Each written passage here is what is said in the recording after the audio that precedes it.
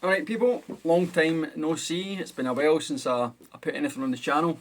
Mainly because I've been busy here at my studio and I'm looking at getting a new premises as well.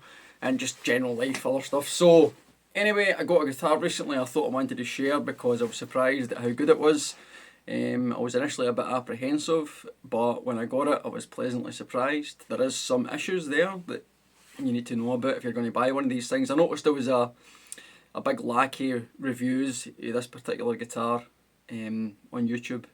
I was searching myself before I made the decision to buy it, and I could only find an Anderton's one, and Anderson's actually own part of the company that makes them, or they've got a stake in it or something like that. Don't quote me on that, but it's something like that.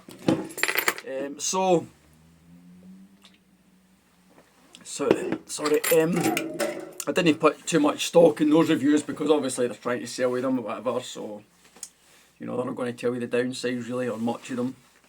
So what the guitar is, it's an East Coast.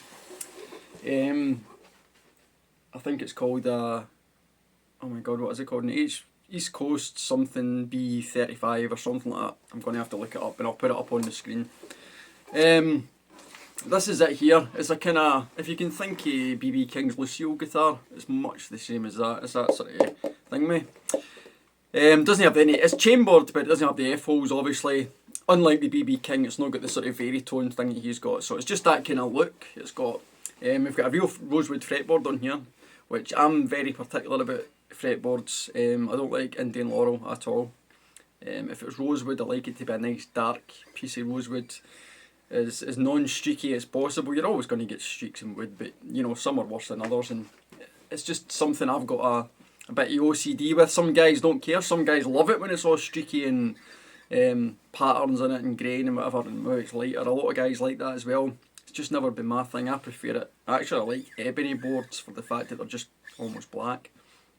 But this is a rosewood board. It's dark.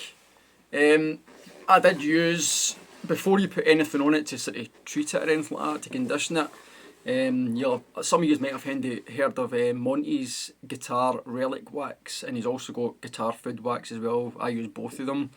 The relic wax, when I first got it, I initially thought it didn't make much difference with the guitar that I used it on, but it turns out if you've conditioned the board already before, you've sort of created a barrier so it won't be able to seep in, so you need to sort of clean it with lighter fluid, get all that off, and then use the relic wax. So anyway, when I got it, the rosewood was just a wee touch lighter than I would usually like, just very, very subtly. So I used some Monty's relic wax on that to darken it up, which it did. I left it on for a couple of hours, just wiped it off again, and it did actually darken it. And then I just did my usual in the Monty's guitar food, polished the frets and whatever else. But first up anyway, the spec of the guitar, really standard 3-way switch, dual humbucker, 4 controls, 2 volume, 2 tone, block inlays in there as well, which actually feel nice, so seem to be put in really well. And surprisingly, now to bring up the speed with East Coast guitars, I actually ordered one before, which is why I was apprehensive about this one, and it was I think it was an HSS Strat, very cheap, don't get me wrong, it was about £119 or something, very cheap. But sometimes these cheaper guitars, I tend to like to buy, not always, but I like to buy cheap guitars that I think have got potential, and then I'll upgrade parts myself, and I know I can do the general setup work in that to sort of get it up to playing standard. So when I got that one before, the fret ends were the worst fret ends I've ever felt on a guitar. I mean, they were so sharp. It was, I just run my hand up and down the neck a couple of times and I knew straight away this thing is going to need so much work. So I played it for about 2 minutes, straight back in the box, sent it back, and I thought, I'm not taking the risk with them again. But I was looking for a guitar like this. I didn't want to spend a lot of money. I play mostly Strats, that's my main sort of thing, but I fancied something like this just to have around basically for certain things, and it's just nice to have a change. But majority of these type of guitars, like Gibson, Epiphone, Ibanez, guys, companies like that, they tend to have a 43mm nut. Now, over recent years I've come to realise that I need to use a 42mm nut. 43 I can play, but it's never that comfortable, and I tend to gravitate back to the guitars where I've got the 42mm nut. So, turns out these had 42mm nuts. That's what made me find them, because I was looking up guitars like this with 42mm nut, and they're pretty few and far between. But the East Coast came up. These are only $199, which is again very cheap, especially for a guitar like this. So I checked up reviews online, tried to find YouTube reviews, which is one of the reasons I'm doing this one, and I found very, very little. So it was a case of, right, I'm going to have to order it and see what it's like when it arrives. And when I unboxed it, I was very surprised. I don't know what the body's made of. I think it says something like steam. It's like it's not going to be, at this price point, you're not going to get a nice wood, if you know what I mean, a premium wood. It's like layered steamed poplar or something like that, right? Whatever. That's what it is. I'm not sure what the neck is either. I think it's mahogany neck, but I'm not certain about that. Don't quote me. It probably isn't. But anyway, it feels nice. It seems to finish nice. The hardware is obviously the cheapest part. I have already changed the bridge to a roller bridge. Not for any tune stability or that. I just like roller bridges, and I found the bridge was the sort of weakest part on here. So I changed that. I can put a link or whatever, or I can put a wee picture of the one that I bought. It was only on Amazon. It wasn't an expensive one. It was like 15 quid or something. And that's fine. Once I put that on, everything was fine. It was fine before that, but I just knew that bridge was probably not going to last very long. This bit's fine. The pickups, I'm probably at some point, I like to upgrade pickups in guitars. Even cheaper guitars, I'll put custom shop pickups in it if I think the guitar feels good enough, which I've done and I've got. But I thought I'll just try these, see how they go. And the pickups actually sound nice. I mean, they're fine. There's nothing wrong with them at all. You don't listen to them and think, oh god, they're cheap pickups. But I probably will change the bridge pickup at some point to something nice. 90% of the time I'm on the bridge. So I can live with that neck pickup easy. I could live with the bridge probably as well, but I just know I'll probably fancy something a wee bit more special in there. So I'll probably upgrade that at some point, but as such I haven't, and when I play a wee bit of this, what you're hearing will be these pickups. The other places where they cut cost was the tuners, although it's these sort of tulip style tuners that are gold. It's gold hardware on this, which again I don't usually like very much, but I do actually like it when it's used for a while, when it starts to fade. I think it looks quite cool, but anyway, it is what it is. I could change it out of chrome, but it actually goes nice with the guitar. So the tuners are these sort of tulip style tuners. They feel pretty cheap, let's be honest, they do. They feel pretty cheap. The metal that they're made of doesn't feel great quality, but they work fine in the whole tune. I've been playing all morning here in the studio with this guitar, and I haven't had to retune it or anything like that. It's been fine, it's stable, I can play it for a while without having to touch the tuning. So, I mean, if you got it, these tuners would do you for as long as they last. They will work fine, they won't let you down, or the ones on this one are fine. I do have a feeling that these guitars are probably a wee bit hit or miss across the range. The quality control isn't going to be quite as good as some other companies, but you're aware of these things when you buy a guitar at this price, or you should be aware of it. But as I say, they work fine. I will change them. I put lock-in tuners on all my guitars, so they will change at some point, but right now I'm not in any rush. They're working fine. Yeah, and so you've got 4 knobs here, all functional. The switch feels fine as well, so I don't have any complaints in that respect. So for £199, it's an absolute steal. I mean, if anybody was looking for a guitar like this, even if it was for a beginner or somebody who's looking for just a second guitar like me, just to have around, they might use it sometimes. I might even gig this sometimes. It's a good shout.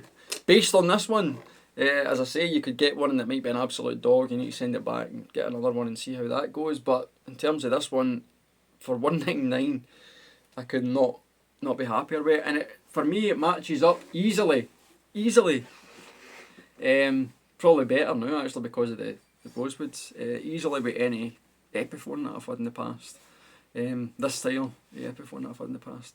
This, I don't feel anything with the quality. I probably prefer this because the neck is slightly slimmer than you'll get on a Epiphone or Gibson, or most of them. They're not slightly narrower, as I said earlier on. And it just feels nice. I mean, I don't have any issues. I've had Epiphones before where I've had all sorts of tuning issues because it's a poorly cut nut and things, but this thing's fine. So as I say, I was pleasantly surprised. I was ready to have to maybe send it back if I didn't like it. It was a complete shot in the dark, pretty much. But I would certainly recommend this guitar. So I'll plug it in there now and I'll fire through a few sounds on my Helix. It'll just be coming through the phone camera, so I don't expect anything fancy, but it sounds quite...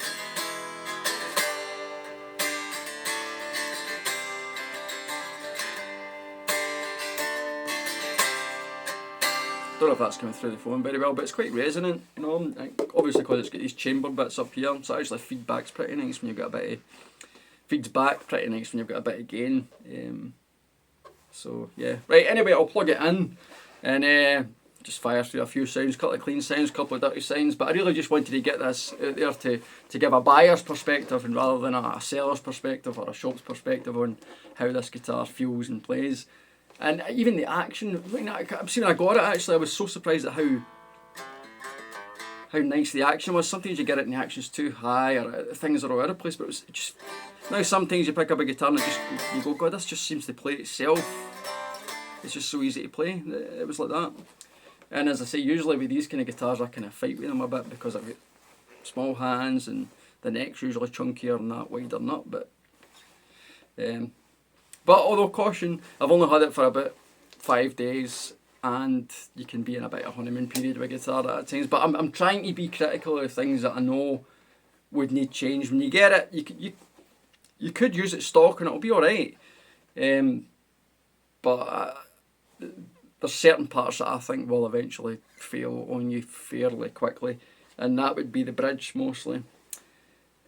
And the tuners. And what I should point out as well, I'm pretty certain there's a plastic nut on there. Now, have the debate whether nut material matters that much or not. It does change the sound slightly across the nuts because I've heard audio examples and you can clearly hear there's a difference. But whether it's better or not is debatable.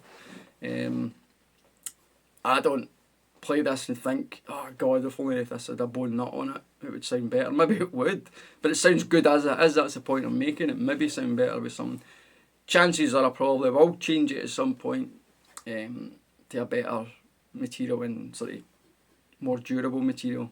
That's the thing with the plastic. I don't know if it's insane that I've yet to have one fail on me. So. But I probably will change it. It's just wee things, so I mean a new nut eventually isn't going to be much money. The tuners will probably set me back a wee bit because I like Goto, so it'll probably be 70 quid or something for them, but again I'm not in a rush. But yeah, the nut was the other cheap part, so pretty much the hardware. The pots and that all feel fine, but again you can change things like that for pretty cheap. And I think the pickups actually sound pretty decent. I could live with these quite easily. But anyway, I'll get it plugged in, let's get a few sounds, and then hopefully you've found it helpful if you're maybe in the market looking for one of these. I know they do a cherry red one as well, which has got the dot inlays as opposed to the block inlays, and it's got the F-holes.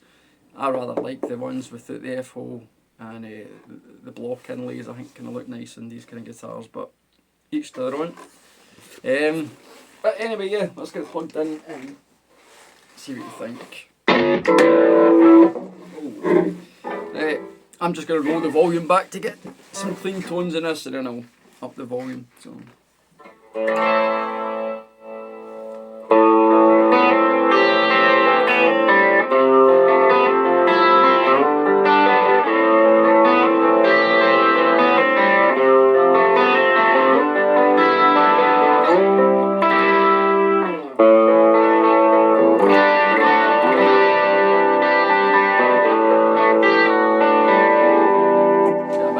Again, oh, need to get that off.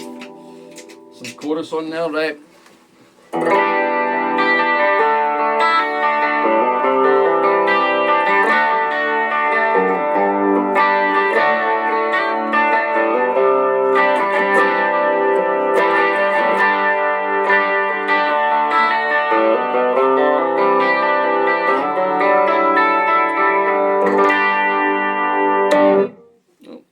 Turn that there as well. I keep having to get used to the fact there's two volume controls on this compared to my Strats, which has obviously got the single volume. This is both pickup. This is a bridge.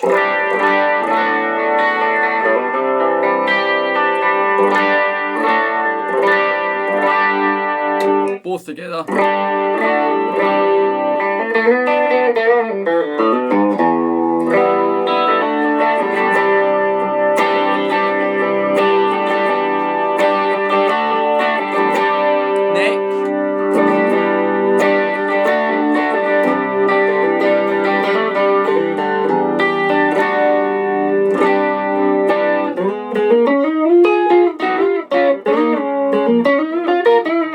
Right,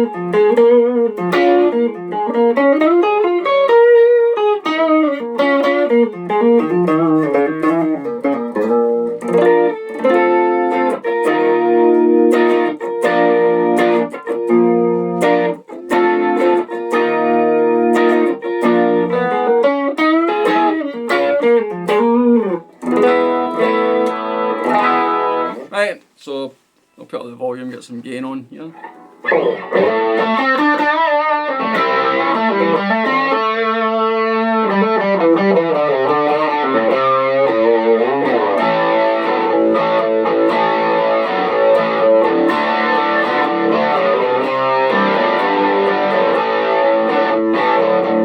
It's a bridge, by the way.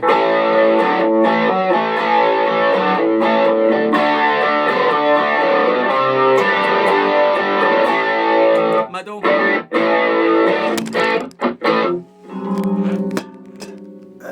Try again with that.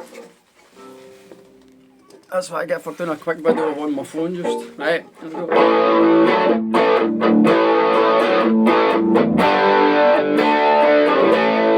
The neck.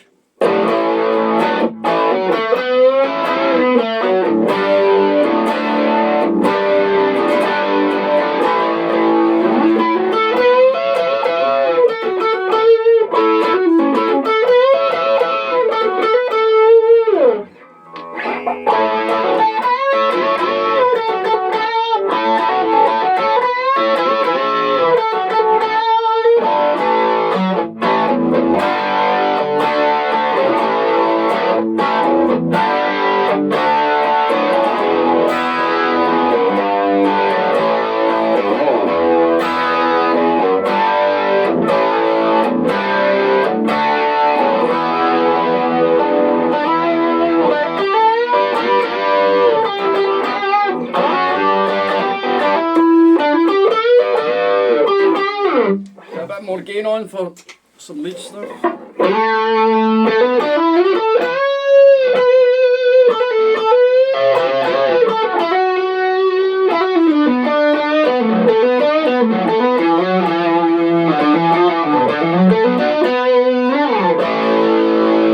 That was the neck, this is the bridge.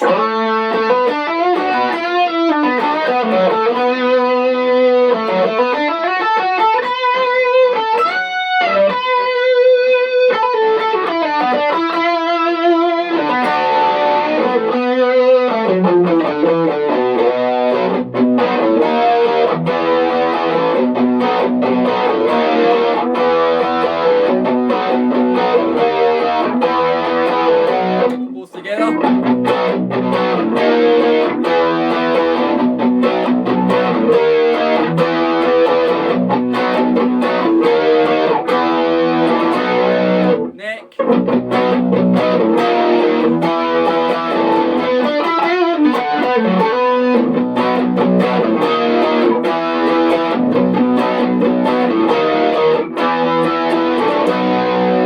Bridge again.